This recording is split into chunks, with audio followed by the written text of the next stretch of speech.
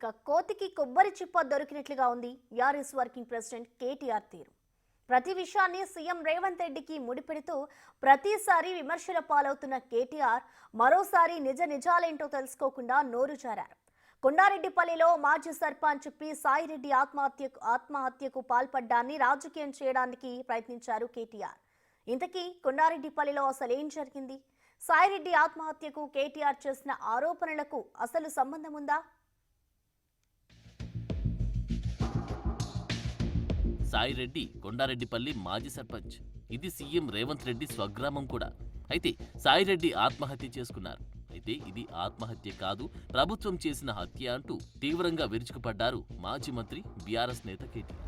సాయిరెడ్డి ఇంటికి వెళ్లే దారి లేకుండా అడ్డంగా గోడగట్టడంతోనే ఆయన ఆత్మహత్యకు పాల్పడ్డారని ఆరోపించారు. అసలు వాస్తవాలేంటో తెలుసుకునే ముందు కేటీఆర్ చేసిన ఆరోపణలేంటో ఓసారి చూద్దాం. కొండారెడ్డిపల్లి రేవంత్ రెడ్డి సొంత ఊరు. ఒక మాజీ సర్పంచ్ పెద్ద ఆయన సాయిరెడ్డి 85 ఏళ్లు ఇదే రేవంత్ రెడ్డి కోసం మన ఎలక్షన్లో కూడా తిరిగిండు, ఓట్లేయించిండు. అట్లాంటి పెద్ద ఆయన మీద కూడా ఇవాళ పగబట్టి ఆయన ఇంటికి అడ్డంగా గోడగట్టి తవ్వలేకుండా చేస్తే ఆ క్షోభ, ఆ అవమానం సొంత ఊరిలో సర్పంచ్ గా పనిచేసిన ఊరిలో ఇంతటి అవమానం అని చెప్పి ఆ క్షోభతో నిన్న ఆత్మహత్య చేసుకున్న పరిస్థితి. ఇవాళకి కూడా కల్వకుర్తిలో ఆయన భౌతిక కాయం ఇంకా అట్లే ఉంది. నియంతల పాలనలో, దుర్మార్గుల పాలనలోనే ఇట్లాంటి ఆంక్షలు చూస్తాం. ఇండ్ల కడ్డంగా గోడలు కట్టే పరిస్థితి ఎక్కడన్నా ఇదివరకు ఉండేనా? మేం లేదా ప్రభుత్వంలో 10 ఏళ్లు ఎన్నడన్నా ఇట్లాంటి వార్తలు విన్నారా? కేటీఆర్ ఆరోపణలు విన్నారుగా. నిజంగా కొండారెడ్డిపల్లిలో మాజీ సర్పంచ్ సాయిరెడ్డి ఇంటికి వెళ్లే దారి లేకుండా గోడ కట్టారా అంటే కానే కాదు. అసలు జరిగిందేంటో కేటీఆర్ కు తెలియదు. కానీ సీఎం రేవంత్ రెడ్డిపై బురద చెల్లడమే లక్ష్యంగా పెట్టుకున్న ఆయన ఓ ఆత్మహత్యను రాజకీయం చేయాలనుకున్నారు. అదే పనిలో ఉన్నారు. వాస్తవానికి కొండారెడ్డిపల్లిలో సాయిరెడ్డి ఇంటికి వెళ్లడానికి బ్రహ్మాండమైన రోడ్డు ఉంది. ఆ రోడ్డే ఇది. కావాలంటే చూడండి.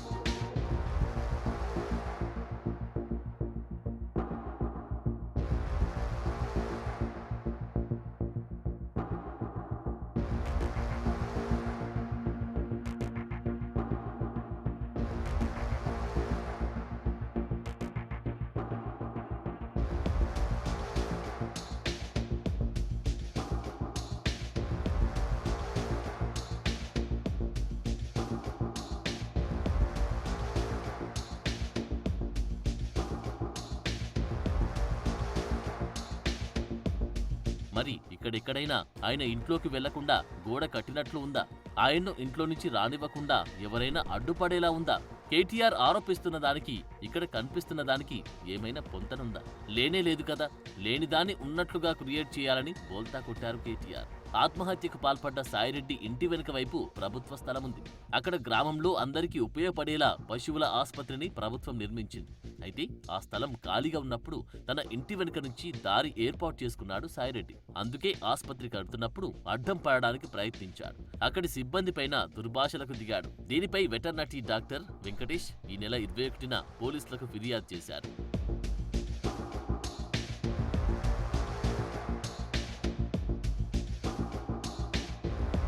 సాయిరెడ్డిని పిలిచి గ్రామ పెద్దల సమక్షంలో మాట్లాడిన పోలీసులు రాజీ కుదిరిచారు. పశువుల ఆసుపత్రి వెనుక నుంచి వెళ్లేలా దారి వదిలి గోడ కట్టుకోవాలని గ్రామ పెద్దలు సూచించారు. దానికి సాయిరెడ్డి కూడా అంగీకరించినట్లుగా పోలీసులకు లెటర్ రాసిచ్చాడు. పోలీసులు గ్రామ పెద్దలు చెప్పినట్లే ఆసుపత్రి ఆవరణంలోకి వెనుకవైపు నుంచి ఎవరూ రాకుండా ఉండడానికి ప్రహారీ గోడను నిర్మించడం మొదలుపెట్టారు. ఈ సమయంలోనే సాయిరెడ్డి ఆత్మహత్య చేసుకోవడంతో దాన్ని బీఆర్ఎస్ నేతలు రాజకీయం చేయడం మొదలుపెట్టారు. దానికి తగ్గట్లే కేటీఆర్ మాట్లాడుతూ మరింత రాద్ధాంతం చేయడానికి ప్రయత్నించారు. సాయిరెడ్డి ఇంటికి దారి లేకుండా చేశారంటూ చెప్పుకొచ్చారు. కానీ సాయిరెడ్డి ఇంటికి ఏకంగా లారీలు సైతం తిరిగేంత విశాలమైన రోడ్డుంది. 2 రోడ్ల మూలన విశాలమైన ఇల్లు ఆయనకుంది. ఇంత క్లియర్ గా విజువల్స్ లో రోడ్లు కనిపిస్తున్నా రోడ్డు లేకుండా చేశారంటూ కేటీఆర్ ఆరోపించడం కరెక్టేనా? మంత్రిగా 10 ఏళ్లు పనిచేసిన వ్యక్తి చెప్పాల్సిన మాటలు ఇవేనా? నిజాలు తెలుసుకోకుండా ఇలా మాట్లాడొచ్చా? నిజాలు తెలుసుకోకుండా మాట్లాడినందుకే కేటీఆర్ పై ఫైర్ అయ్యారు అచ్చంపేట ఎమ్మెల్యే చిక్కుడు వంశకృష్ణ. కేటీఆర్ చెప్పినట్లు ఆయన ఇంటికి అడ్డుగా గోడ కట్టినట్లు నిరూపిస్తే రాజీనామాకు సిద్ధమంటూ సవాల్ విసిరారు. నేను అచ్చంపేట ఎమ్మెల్యేగా, సిట్టింగ్ ఎమ్మెల్యేగా ఒకటే సవాల్ చేస్తున్నా కేటీఆర్ గారు, నువ్వు రా, నువ్వు చెప్పినట్టుగా ఆ మెయిన్ రోడ్డు అంటే మెయిన్ డోర్ ఏదైతే ఉందో మెయిన్ డోరుకు అడ్డం కట్టిన గోడ అని చెప్తున్నావు కదా, అది వచ్చి చూపి. ఒకవేళ ఆ గోడ చూపిస్తే నేను రాజీనామా చేయడానికి సిద్ధంగా ఉన్నా. ఒకవేళ చూపించలేకపోతే తెలంగాణ రాష్ట్ర ప్రజలకు నువ్వు క్షమాపణ చెప్పాలి.